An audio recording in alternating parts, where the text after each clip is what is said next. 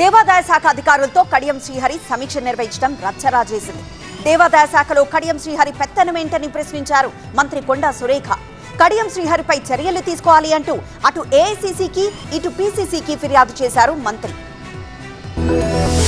కొండా సురేఖకు కోపం వచ్చింది. Station Ghanpur MLA Kadiyam శ్రీహరిపై కారాలు మిరియాలు నూరుతున్నారు. తన శాఖలో జోక్యం చేసుకున్నారని మండిపడుతున్నారు సురేఖ.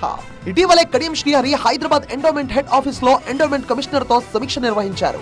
స్టేషన్ ఘన్పూర్ పరిధిలో ఆలయాల పరిస్థితులపై రివ్యూ చేశారు. తనకు తెలియకుండా తన శాఖ అధికారులతో కడియం శ్రీహరి సమీక్ష చేయడంపై అగ్గి మీద గుగ్గిలమయ్యారు దేవాదాయ శాఖ మంత్రి కొండా సురేఖ.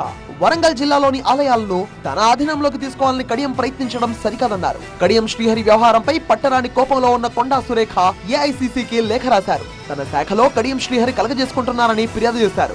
మరోవైపు కడియం శ్రీహరిపై పీసీసీకి ఫిర్యాదు చేయకుండా ఏఐసీసీకి కంప్లైంట్ ఇవ్వడంపై టీపీసీసీ చీఫ్ మహేష్ కుమార్ గౌడ్ ఆరా తీశారు. కడియం శ్రీహరిపై సీఎం రేవంత్ రెడ్డికి ఫిర్యాదు చేశారు మంత్రి కొండా సురేఖ.